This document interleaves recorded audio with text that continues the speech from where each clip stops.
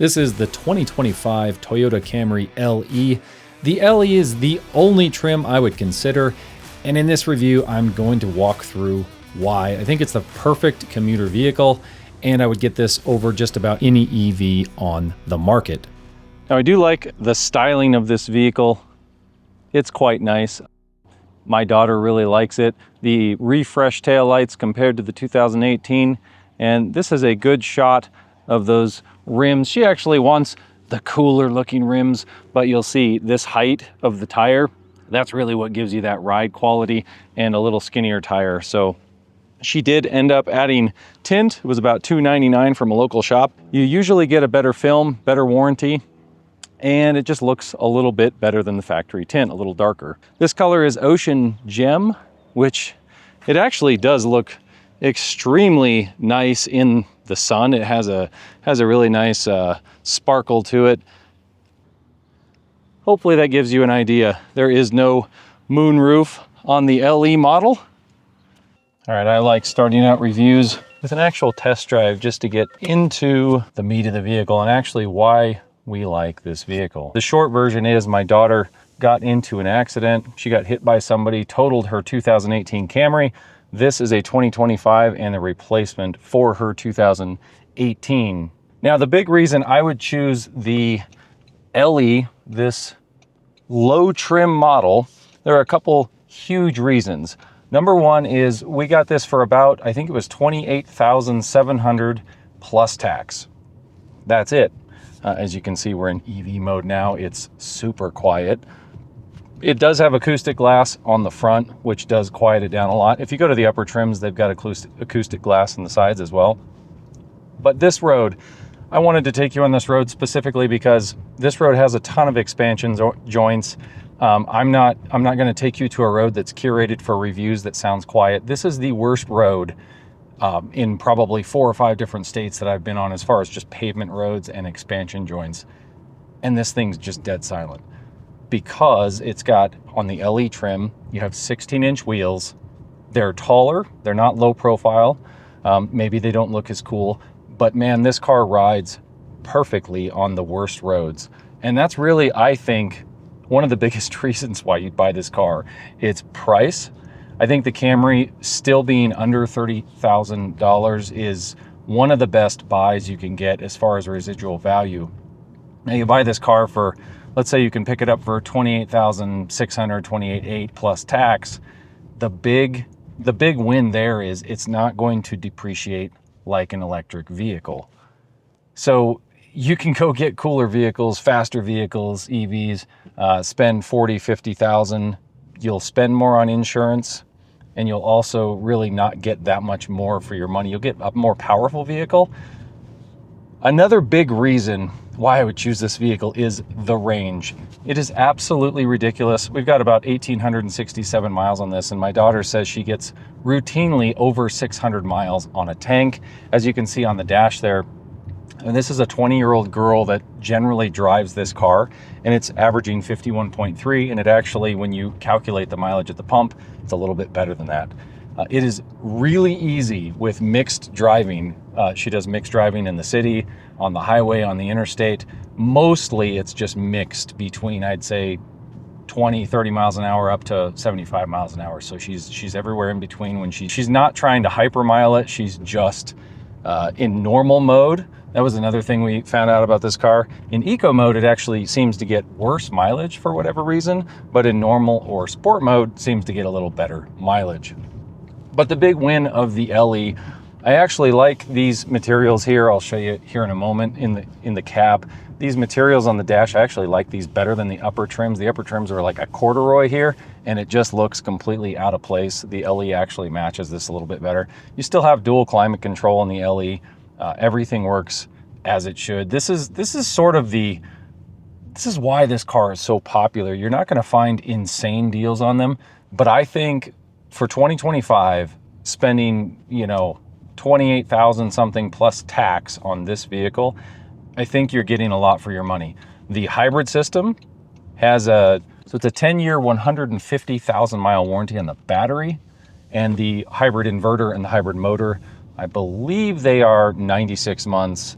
and 100,000 miles. So a little bit less on the inverter, but the batteries are generally what has issues on any EV. And to have a 10-year, 150,000 mile warranty on this, it is lithium ion. That is pretty cool. Did you see that car? That car was awesome. I would love one of those old, 30s or 40s vehicles. Anyway, side note.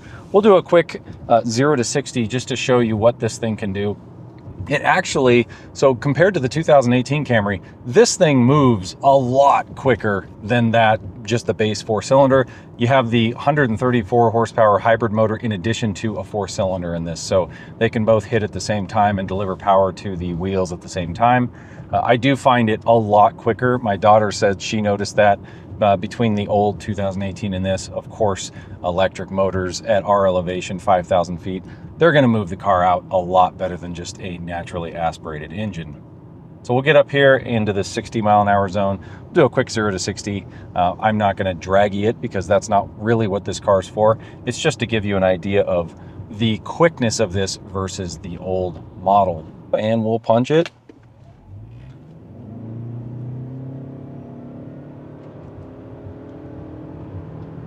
And 60.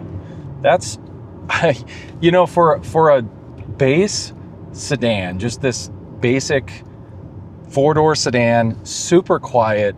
It handles really well. This doesn't have the sport tuned suspension in the LE. It's another big reason why I would actually buy it over the SE and all the other trims. The SE, XSE, XLE, all those trims give you wider wheels with shorter sidewalls, and they give you firmer suspension springs and firmer shocks. I don't like that. In my day-to-day driving, now if you're wanting to just rip around corners all the time and tear your tires off, great, go for the upper trims. It's plenty of power for anyone day-to-day driving. Like, how many times are you going out and just racing? Most of the time, as you can see in this traffic to my left, you're in a lot of traffic. You're not going to be punching these Teslas and these EVs for very long. You got 2 seconds of runway, and then you're into the car next to you or in front of you. It has a lot of EV characteristics, so if you've ever driven a Tesla or anything like that, they're super nice to drive, really easy to drive, just smooth, quiet. This is a lot like that. It's very smooth, very quiet. The engine isn't, I don't think it's as loud as the old engine, the 2018, because you always have the engine noise in the old version. This one goes into EV mode a lot. And the mannerisms really, when you're just dipping in and out of corners like this, I'm going, almost 50 miles an hour, and there's very little body roll. I was surprised in the LE, even though it doesn't have the firmer suspension. I would say go test drive the LE versus the SE and just see the quality of the riding the LE for the majority of roads that I'm going to be on, or my daughter's going to be on. That's where this has a huge win for us. I just think this is the sweet spot for the Camry, and you don't get upcharged. Overall, here, I'll punch it again just to show you. I mean, it just chirped the tires. I don't know about you, but the last Camry she had, it wouldn't chirp the tires. Having this the hybrid plus the engine in there, another big win for this is compared to EVs. I've had EVs. Look, charging them at home it's okay, but the range is always annoying for her when she drives a lot. Getting 600 miles on a tank, not having to charge, not having to think about if she's charged or not or when she's going to charge. I think this is a much better buy for most people. You don't have to think about it. She loves the range on this. She's like, man, I can't remember the last time I filled my tank. Now here we're on a blacktop road. So, I mean, it's just super quiet. It is whisper quiet in the cab. The ambient noise is just almost nothing. Again, skinnier tires helps with your noise. You got acoustic glass in the front, and it is just a super well-mannered car. One of the funny downsides that we have to this vehicle, this is her old key from her 2018 Camry. It is super heavy, dense. It feels like super high quality. These new Toyota keys does say Camry on the back, but it's much bigger in your pocket. And it's about, I don't know, it feels like a third less weight to the key. So the new key just doesn't feel quite as high a quality. And that's sort of a theme throughout all Toyota vehicles in 2025 and really anything after 2020. a lot of the plastics, a lot of the doors, everything, they feel like they went a little bit cheaper on everything. And my theory about this is, look, when you're still in 2025, they're one of the only companies still selling good sedans that are reliable, top rated safety picks, and actually enjoyable to drive, decent size, not just pieces of junk that'll fail you at 100,000 miles. So I think what Toyota's trying to do is, look, wages have gone up. We have to be honest about everything, right? These are built in America. A lot of the parts are sourced from Japan.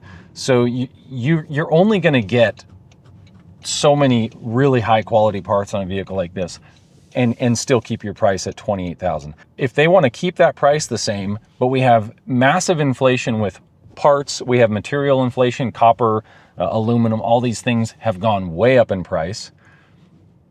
Toyota has to do something, right? They have to cut corners. So things like this, you know, when they're cutting corners on the key fob, I don't care about that much.